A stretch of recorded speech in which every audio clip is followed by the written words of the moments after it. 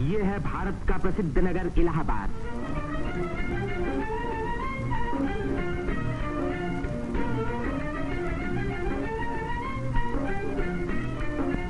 यहीं पहल उत्तर प्रदेश में एक विश्वविद्यालय की स्थापना हुई।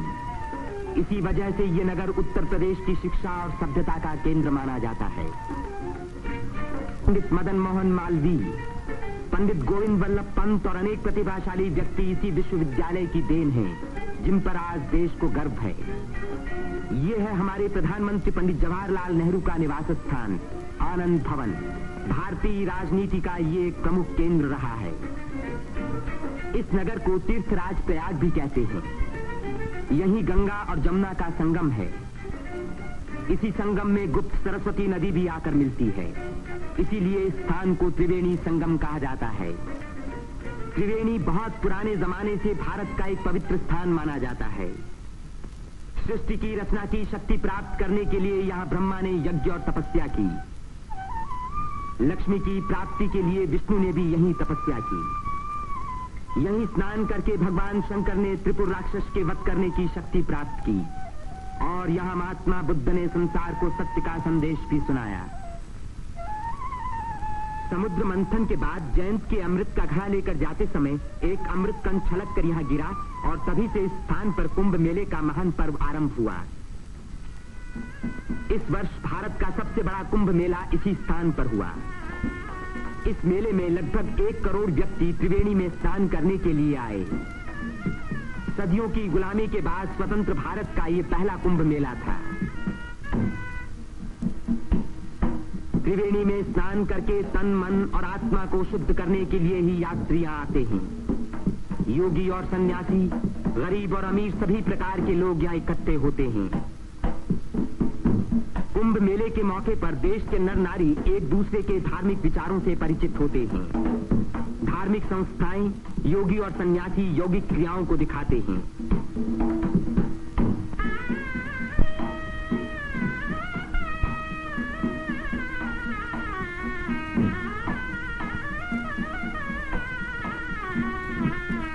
धार्मिक विचारों पर तर्क वितर्क होते हैं और देश के गौरवपूर्ण प्राचीन रहस्यों का उद्घाटन होता है। यहाँ के सुंदर दृश्य प्राचीन भारत की महत्ता की याद दिलाते हैं।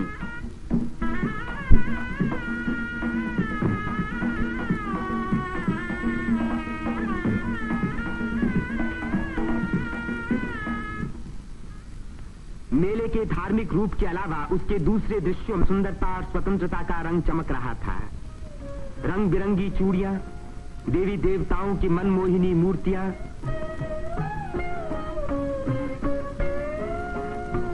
हरी जपन की मालाएं, सिंदूर और चंदन के ढेर, औरतों के साज श्रृंगार, बच्चों के खेल खिलौने, लाल बुझक्कड़ मिट्ठू मियां।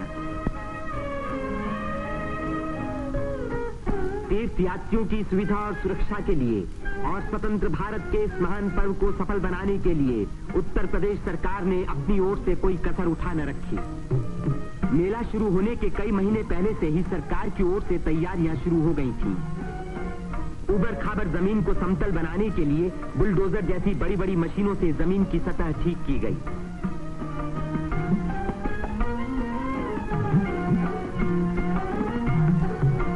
गंगा जी ने अपना किनारा 15 से 30 फुट गहरा काट दिया था, जिसके कारण यहाँ स्नान करना असंभव था।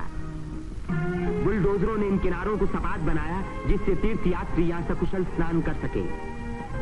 जिस काम को 1000 आदमी 3 महीने में खत्म नहीं कर सकते थे, उसी को 6 बुलडोजरों ने 15 दिन में पूरा कर दिखाया।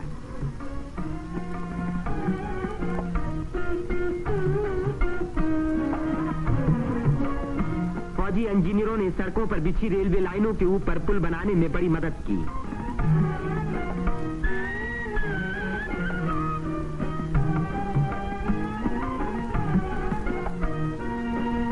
इससे रेलों के आने जाने के समय भीड़ सड़कों पर कभी न रुकी, बल्कि लगातार त्रिवेणी की ओर बढ़ती रही।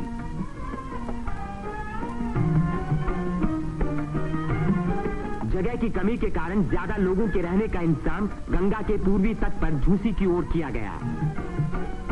वहां से शेष मेले तक आने के लिए भारतीय सैनिकों और उत्तर प्रदेश सरकार के सार्वजनिक निर्माण विभाग ने पीपों के 6 पुल बनाए।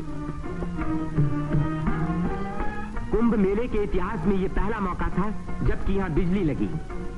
1000 बिजली के खंभे लगाए गए, जिनके लिए 160 मील से अधिक लंबी तार लाइन इस्तेमाल हुई। उत्तर प्रदेश के स्वास्थ्य विभाग ने यहां सफाई का बड़ा अच्छा बंदोबस्त किया। चारों तरफ मशीनों से लगभग 250 मन डीडीटी का भारी छिड़काव किया, जिसके कारण मेले में मच्छरों व मक्खियों का नामो निशान बाकी न रहा। मेले के आरंभ से ही सरकार ने हैजे के टीके लगवाने का प्रबंध किया। यात्रियों को सलाह दी गई कि वे मेला क्षेत्र में आने से पहले टीके लगवा लें। कदाचित इसी व्यवस्था के कारण मेले के मौके पर कोई भी रोग नहीं फैला।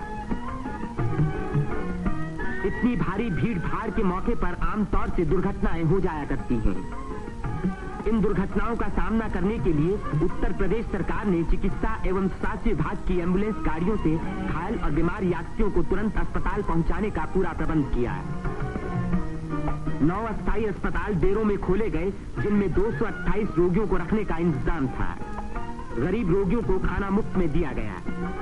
राशनिंग विभाग ने यात्रियों की सुविधा के लिए यह आटा, शक्कर, मिट्टी का तेल और अन्य जरूरी सामान का भारी स्टॉक जमा किया, जिससे इन चीजों की कीमतें न बढ़ पाईं।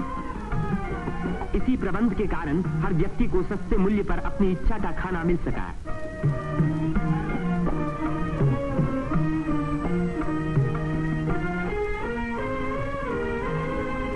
सेवा समिति, अग्रवाल समिति और भारत स्काउट्स एंड गाइड्स जैसी स्वयंसेवक संस्थाओं ने यात्रियों के मार्ग निर्देशन, उनकी सुरक्षा और घायलों का प्राथमिक उपचार किया। पुलिस यात्रियों के संचालन का कार्य करती रही। आने जाने के लिए अलग रास्ते रखे गए। भीड़ को काबू में रखने के लिए चलते फिरते वायरलेस सेतु का इस्तेमाल किया गया।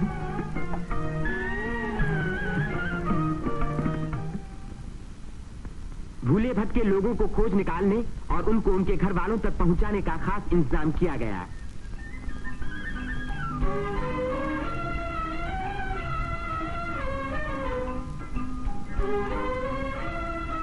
मेले में लाउड स्पीकरों का एक जाल बिछा दिया गया, जिससे भटके हुए लोगों का नाम पुकार पुकार कर उनको एक स्थान पर इकट्ठा किया गया।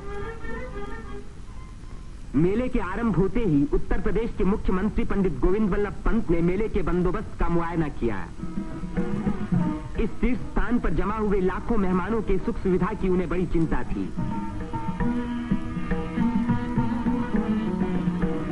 उन्होंने नाव पर सवार होकर घाटों का निरीक्षण किया।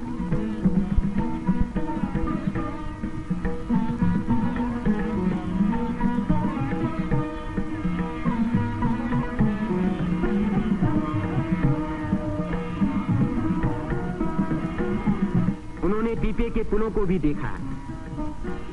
ये अखाड़ा जो ऐसे ही एक पुल को पार कर रहा है, पुल की मजबूती का सबूत है।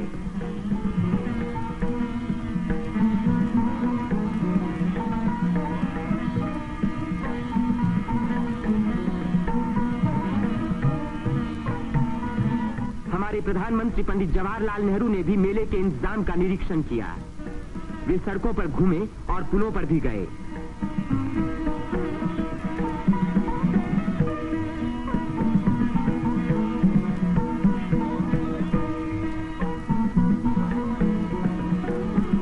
उन्होंने अन्य स्थानों को भी देखा भाला।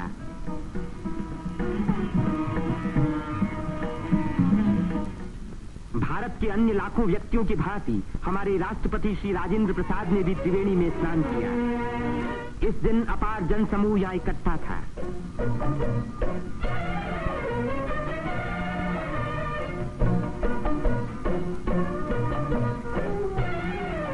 हर घाट पर लोगों की भीड़ स्नान कर रही थी। उसमें नया जोश था और नई उम्मीदें थीं।